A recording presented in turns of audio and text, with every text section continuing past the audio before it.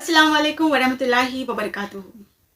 पैसे कमाने के वैसे तो बहुत सारे ज़रिए होते हैं, लेकिन इस्लाम ने ऐसे कुछ गाइडलाइन सेट की हुई है जो हलाल और हराम इनकम के बीच डिफ्रेंशिएट करता है।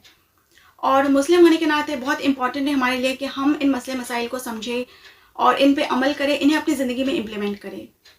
तो वीडियो को एंड तक ज़रूर देखें और अगर आप मेरा चैनल फ़र्स्ट टाइम विज़िट कर रहे हैं तो इसे सब्सक्राइब कीजिए और बेल आइकॉन को भी प्रेस कीजिए ताकि मेरी आने वाली हर नई वीडियो की नोटिफिकेशन आपको मिले। आज हम 21st सेंचुरी में रह रहे हैं और आज की डेट में हर कोई सक्सेसफुल बनना चाहता है। कंपटीशन बहुत बढ़ गया है और लोग एक दूसरे से compete कर रहे हैं दौलत के लिए, सक्सेस के लिए, पावर के लिए, फेम के लिए। मैंने ऐसे एक लिस्ट बनाई है जॉब्स के बारे में, उन जॉब्स के बारे में और उन बिजनेस के बारे में या उन सोर्स ऑफ इनकम के बारे में जिन्हें इस्लाम ने हराम कर दिया है। इस्लाम ने रिबा को हराम कर दिया है। रिबा का मतलब है इंटरेस्ट या फिर सूद।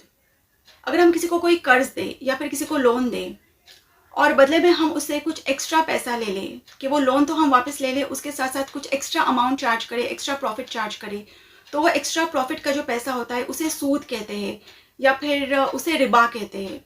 तो वो पैसा जो है वो इस्लाम ने हराम कर दिया है। सपोज अगर हम किसी को 1000 रुपया कर्ज दे रहे हैं किसी की हेल्प करने की नीयत से और रिटर्न में हम उसे कहते हैं कि 1000 के बदले मुझे 1500 रुपया रिटर्न देना, तो ये एक्स्ट्रा जो ऊपर का 500 रुपया है ये सूद में आता है, इसे इंटरेस्ट का पैसा कहते हैं। तो ये वाला जो इनकम है ये इस्लाम ने हराम कर दिया है।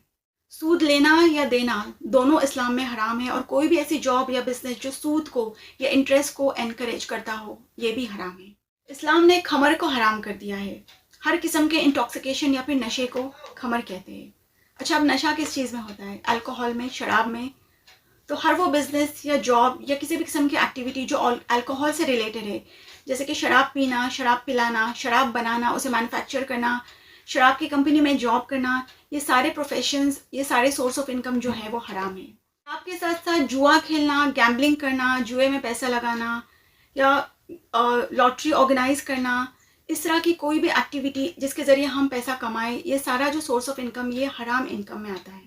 इस्लाम में करप्शन करना, रिश्वत देना और लेना दोनों ही हराम है।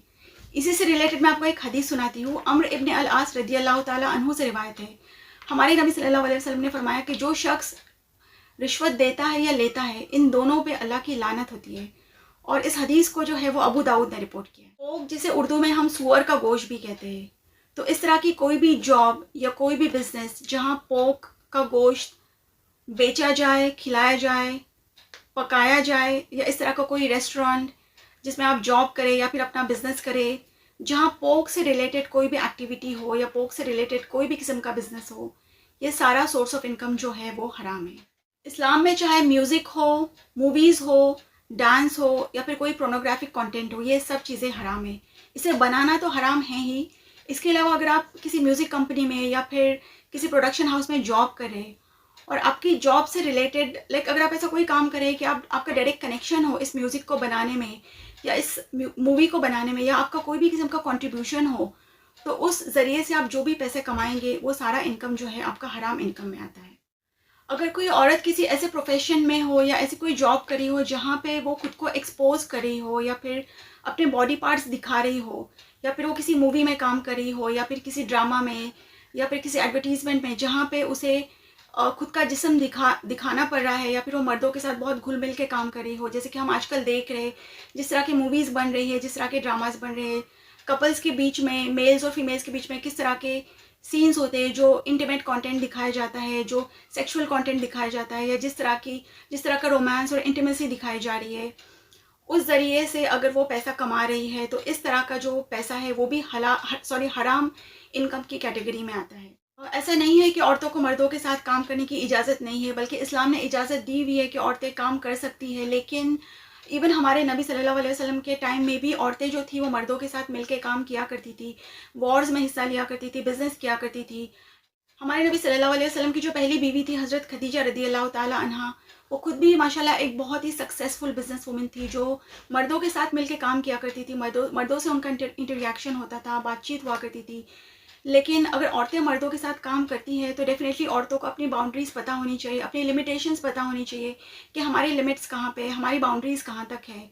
तो हमें अपने हदों में रह के हम मर्दों के साथ काम कर सकते हैं। इसकी इजाज़त हमें इस्लाम ने दी हुई है। कोई भी जॉब या बिजनेस जिसमें आप स्टैचूज़ या पुतले बना रहे हो, आइडल्स बना रहे हो, बेच रहे हो, उसे मैन्युफैक्चर कर रहे हो, उसकी मार्केटिंग कर रहे हो, ये सारे सोर्स ऑफ इनकम जो है, ये ना सिर्फ शिर्क है बल्कि ये सोर्स ऑफ इनकम भी हराम इनकम की कैटेगरी में आता है।